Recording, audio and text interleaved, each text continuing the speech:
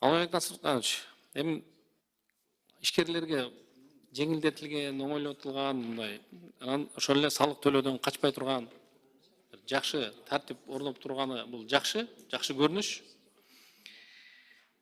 Сиз жана депутаттарга жооп берип айттыңыз го. Багы 100 контейнер болсо, ошонун 70-ин көрүп, 30-ун көрбөй калды депчи. Ошол коррупционерлер бүгүн дагы иштеп атабы, барбы жокпу ошолор? Мен ба тенденцияны айтып атам да, мындай. Бул баягы мындай абстрактный нерсе да. Мисалы үчүн биз азыр цифровой формат менен эсептеп көргөндө салык көбүрөөк түш керек экен. Бирок буга чейин андай түшпөй келген экен. И муну невозможно. Ким кылды, кандай кылды, эмне кылды? То есть налоги бул жана теневой оборот деп атабыз го. Теневой оборот тоже невозможно. Нефть кирип атат, сигарет кирип атат, алкоголь кирип атат дегендей да. Ошондуктан баа персонально бул кылды деп айтыш кыйын. Бирок ошо салык инспекциясынын жалпы жааматынын жоопкерчилиги да. Салык кызматынын ошол кызматкерлеринин көз жумуп койгондугунан ошол теневой экономика бар. Аны мойнунга алышыбыз керек. Ошол сиз айтып атпайсызбы? Буга чейин мындан 5 жыл мурун, мындан 4 жыл мурун, мындан 10 жыл мурун иштеп келген салык кызматындагы коррупционерлерди сиз бүгүн араңыздан тазалашыңыз керек.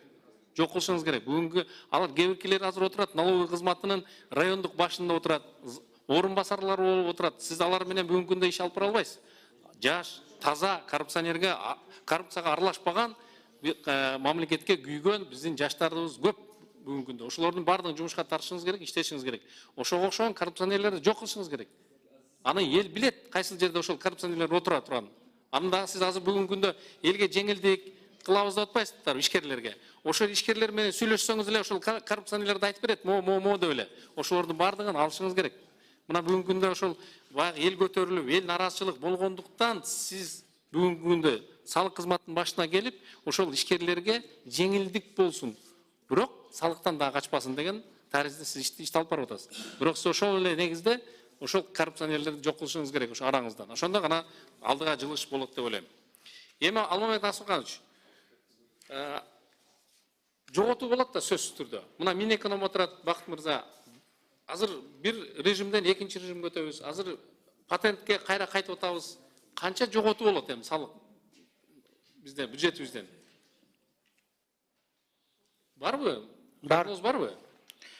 Примерно азыр бир 600-700 тегерегинде миллион выпадение болот.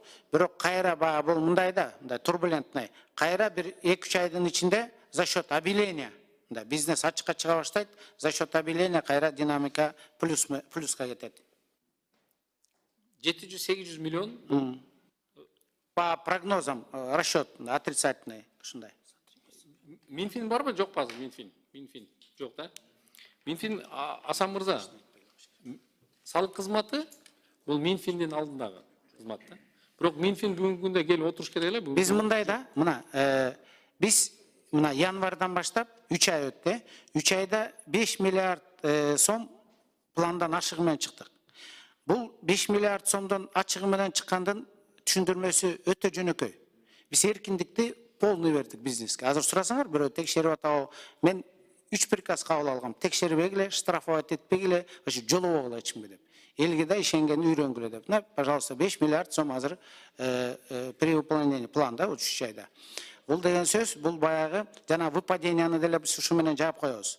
Бул канчалык жеңилдик болгон сайын, канчалык удобство, канчалык биз бирибизге ишенгенди үйрөнсөк, налог бизнесмендин баары эле мындай уурдап алайын, жеп алайын деп ойлонбойт. Анын бир 10 эле процент.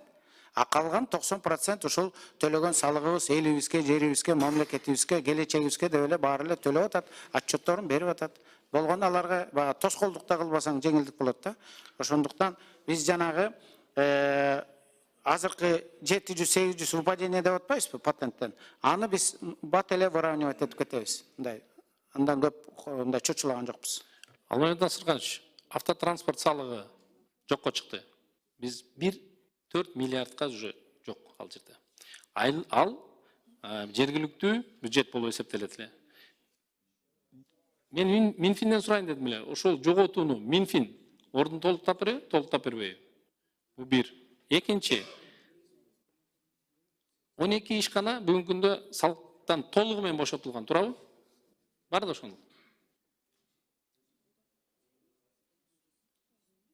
Сиз жанагы управ деламени айтып атасыз да, Салыктан бошотулгандар бар да. Эми ошолорду айтып атасыз да, УДН строй компанияларын айтып атасызбы?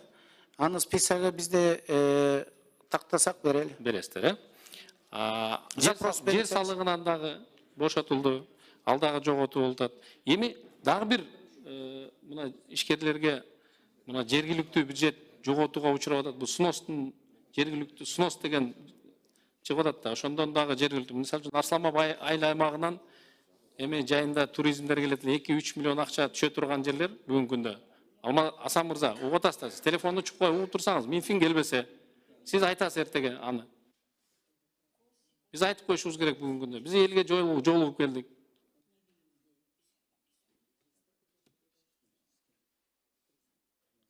Эки 3 миллион акча бүгүнкү күндө ошол жерден да жок болуп атат. Анын ордуна ким толуктап берет? Мен жооп берип коеюнбу? Жанагы сиз айтып атпайсызбы? Транспорт налогуна 4 миллиард төлүп, 4 эмес, 1-4. 4 эмес, 1-4. 1-4тү Минфин компенсация кылып берет. Ал башында эле айтылгандай. Эми ал боюнча транспорт налогу дилеммада, транспорт налогу калыш керек беле же калбаш керек беле? Лучше транспорт налогун алып эле компенсацияны берип койгон справедливый болот. Эми быйылча берип туруш керек да, алар эмдиги жылы да жасап алышкан да. Жок, эмдиги жылы да Кийинки беребиз. жылга, Андан кийинкиси да жылы беребиз. андан кийинки жылга үчүн жооп берип коеюнчу, беребиз. Да. Беребиз. Ал менен да Сырканч. Андан кийин Дордой жана ошондой эле баягы 3 өзгөчө режимдеги базарлар бар да. Анан чакан жана орто базарлар бар. Азыр сиз эми ачыктабадыңыз. Алар бүгүнкү күндө патенттин баасы кандай болот? Сиз квадрат метрине деп койдуңуз да. А квадрат метрине болгондо кээ бирки чакан жана орто жана өзгөчө режимдеги базарлардын квадраттары бирдей болуп калышы мүмкүн. Мүмкүн да. Ошого анан кандай кылып баасын бүгүн айтып койсоңуздар, эгерде болсо, чечилген болсо баалар, патенттин баасы канча болот бүгүнкү күндө? Сиз эми жакшы билесиз да, биз азыр аны айта албайбыз, туурабы? Анткени расчетун чыгарып атабыз. Биз мыйзамды алып келип киргизели, силер колдоп бергиле. Анан мыйзамдан кийин силер бизге делегировать этесиңер. Өкмөт аныктагыла деп, анан биз аныктайбыз. Азыр биз мындай баланча болот, төкүнчө болот дегенибиздин өзү мындай глупость да.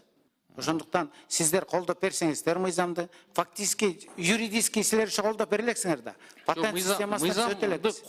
Биз колдоп эле келебиз. Жок, эгерде колдоо юридически колдой турган азыр бүгүнкү күндө мыйзам жок. Сиз бүгүнкү күндө маалыматты гана берип атасыз. Биз маалыматты алыш үчүн маалыматтын ачыгын сурап алайын деп, маалымат иретинде сурап атам мен сизден. Мыйзам эмес бул жерде. Расчетту чыгара элекпиз. Расчетту азыр чыгарууга эрте. Ошондуктан биз да силерге ушундай маалыматты берип коюп атабыз да, расчетту чыгара элекпиз. Расчетту чыгарабыз. Рахмат. Ал менен Асқач, буга чейин мына эл көтөрүлүп келген да, ошол жанагы мыйзамда ошо Дордой, чоң базарлар, анан бирок бардыгы иретке келди.